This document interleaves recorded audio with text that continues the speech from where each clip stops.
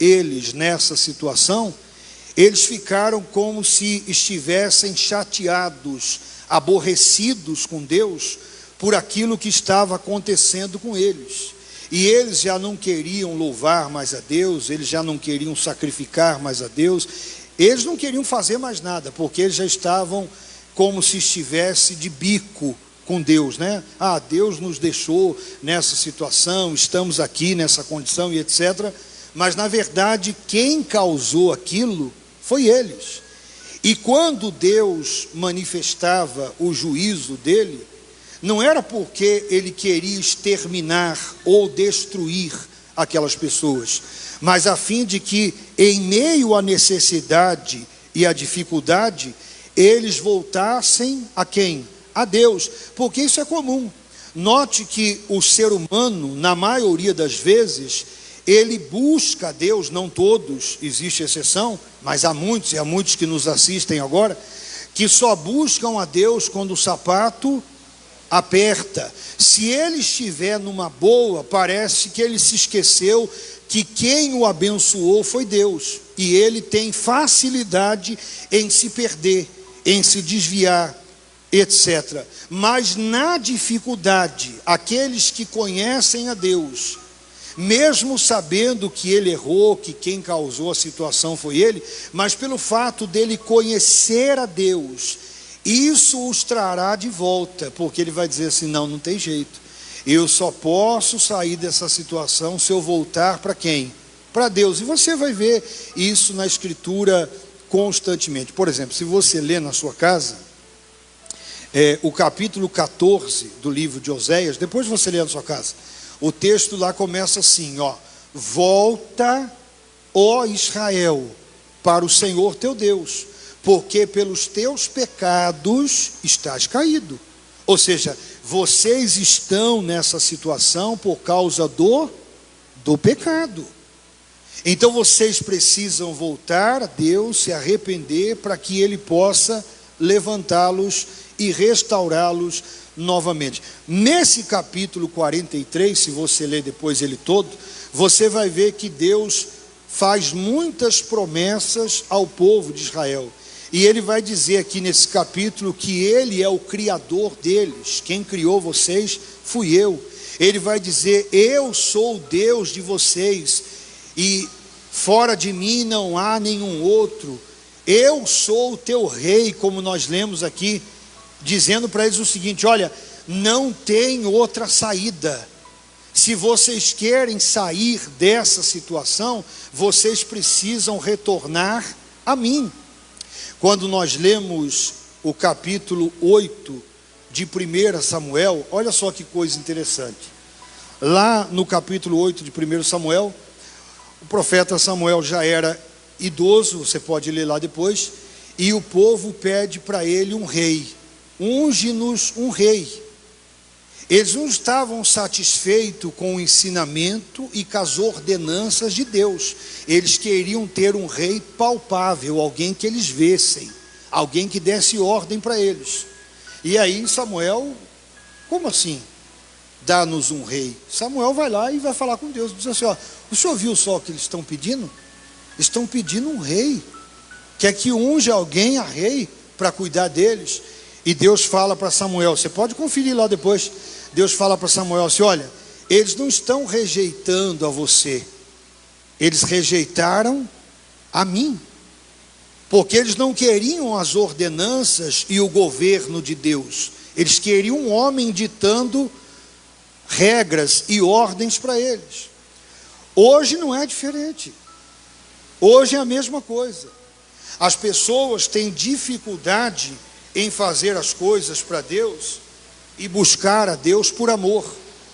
Se você propõe e apresenta para a pessoa a verdade genuína, pura, simples, do jeito que é, e convida ela a estar aqui ou em qualquer outro lugar que pregue a verdade com fidelidade, se você só fizer o convite para ela, não é atraente. Mas vai ter o que lá? Qual o propósito? Porque ela quer ver se o propósito está de acordo com aquilo que ela precisa, de acordo com a expectativa dela. Mas se você disser para ela, não, venha buscar Deus, vamos nos reunir para ouvir a verdade, vamos adorar a Deus juntos esse domingo. Não, para ela não está bom. Ela quer alguém que põe um cabresto nela. E aí, se você for nesses lugares, esses lugares são cheios. E por que são cheios? Porque o povo gosta de cabresto.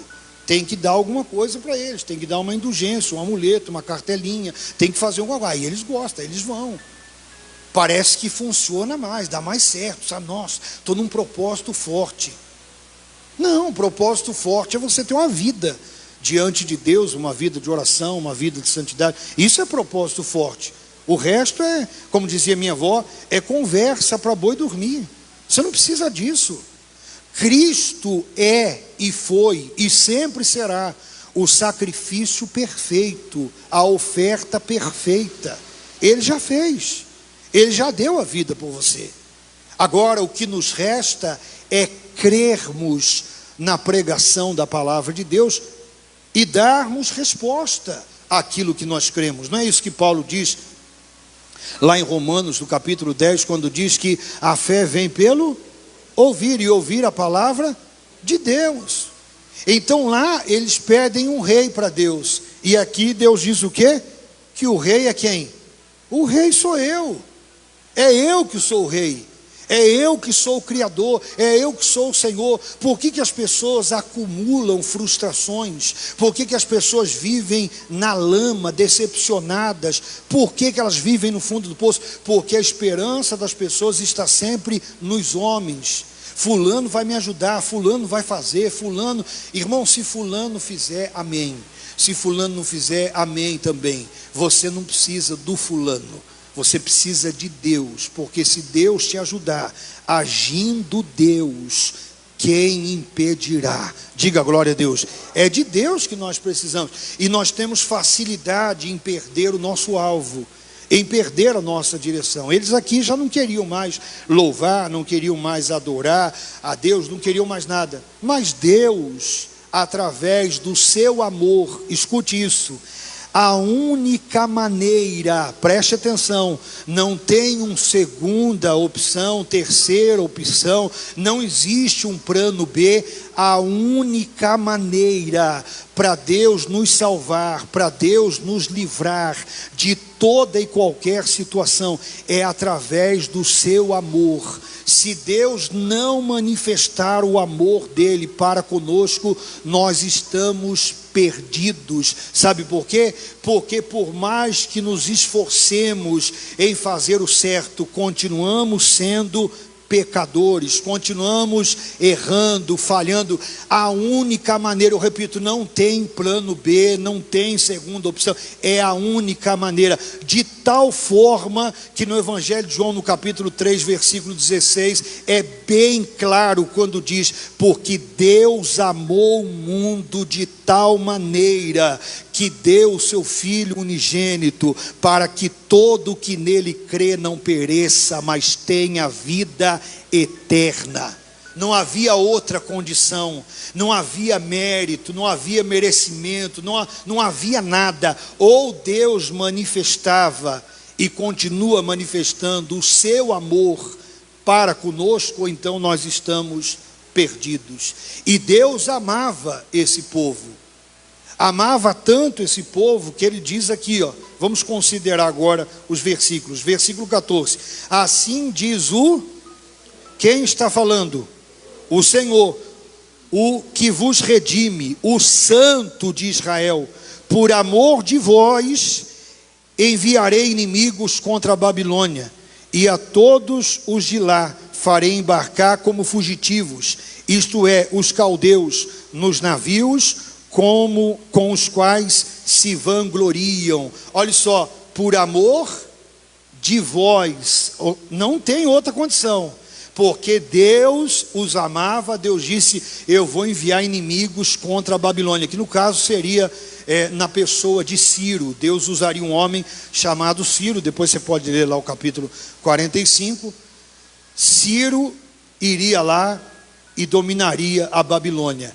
E aquelas embarcações que os babilônicos se vangloriavam e achavam que era o máximo para as importações, etc., eles teriam que usar para fugir, porque o próprio Deus suscitaria adversário contra eles, a fim de que o povo de Deus fosse o quê? Fosse livre. E ele diz, qual a razão?